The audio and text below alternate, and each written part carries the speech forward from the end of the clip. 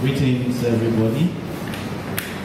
I'm afraid I don't have the protocol, but I just recognize everybody, particularly my colleagues that I can see here. And I thank and commend the organizers of this conference. I think it's a very noble idea. I also thank my friend and chairman of my committee, Timothy Golu, because he's been on my neck. I've not rested since he invited me for this conference. He calls me every day and comes to check on me to make sure I'll be available to give this talk. So I thank him for the efforts, and it's the reason I'm here today. Mine is just to talk briefly on the bill sponsoring in the National Assembly, an act that recognizes and tries to make life easier for persons living with disability. I'm sure so many people have spoken before me, so the definition of disability must have been well established. But the definition I got is a physical or mental condition that limits, and I always put limits in quotes, that limits a person's movements, senses, or activities. There is a need for government to be responsive to the plight of the disabled persons. There is a need for proper legislation to make life easier for persons living with disability. In other climes, like in the US, in the UK, in Europe, and the rest, there are laid down legislations that have been passed that protect the disabled people, that give them access to every opportunity every other person will have, and that make life easier for them. But in Africa, unfortunately, of the 54 countries we have in Africa, barely about 20-something have come up with legislation to protect the disabled people. And unfortunately, again, Nigeria, the giant of Africa, is yet to enact such a legislation. It's for that reason that I thought it wise to sponsor this bill.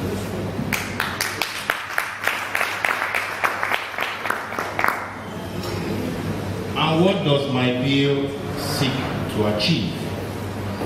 My bill has about 20 clauses, and I'll just take you through the clauses briefly so you know what I seek to achieve by this bill. One of the clauses is prohibition of discrimination.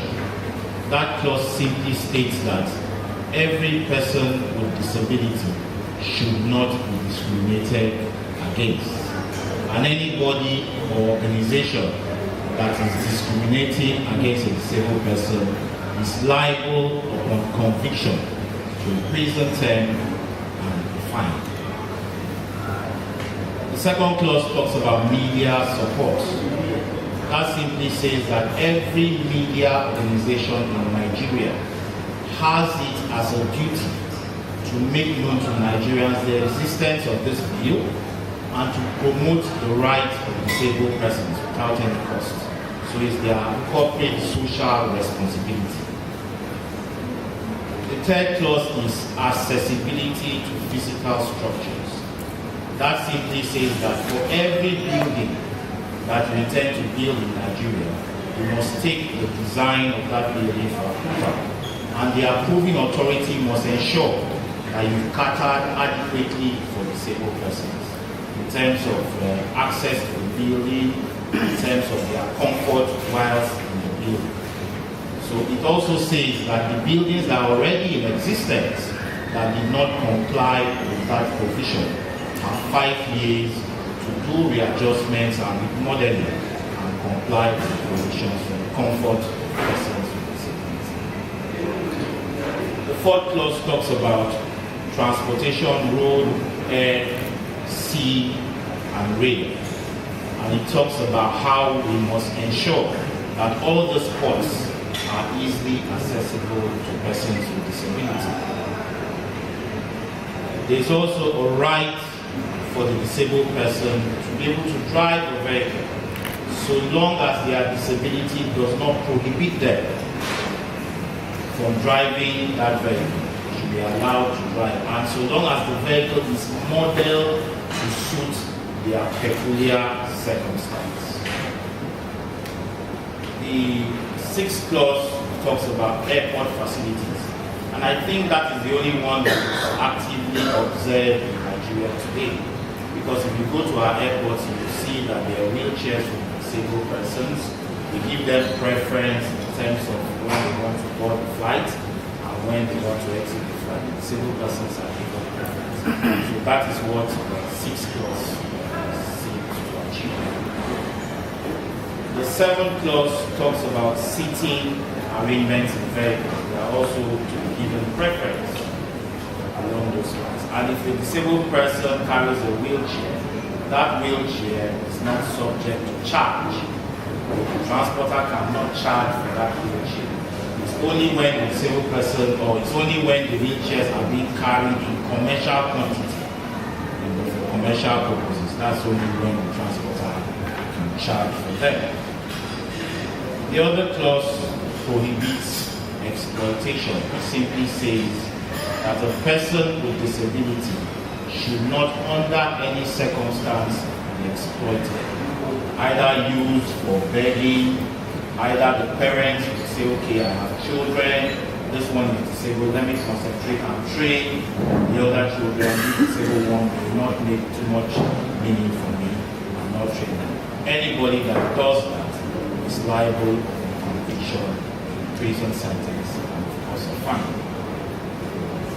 Education here, it says that the government must cater for the education, free education for every disabled person up until secondary school age, and of course in government schools.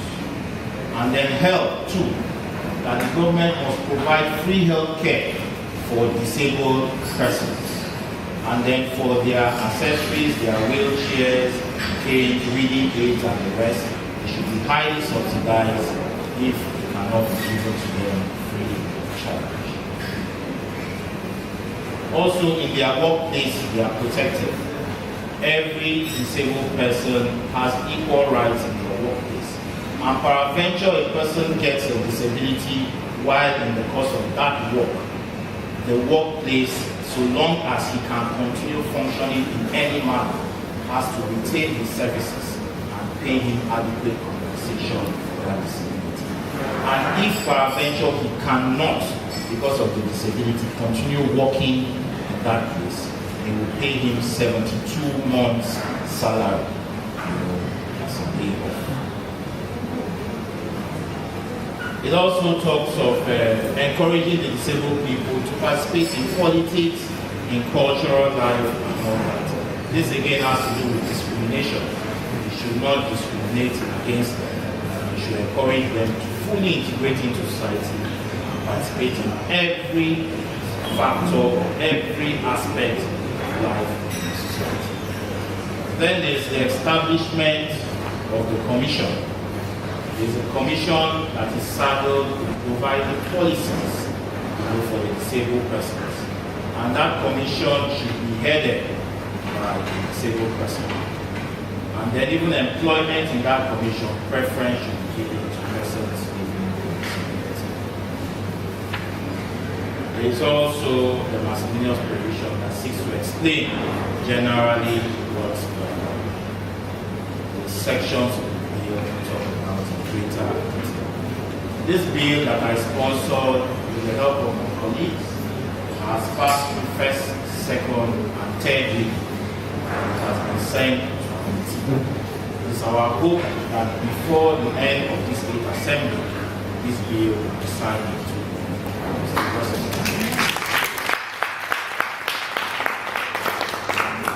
Having said this, let me just say that initially when I defined persons with disability, I said limit and I said in quotes, because disability is mostly a thing of the mind.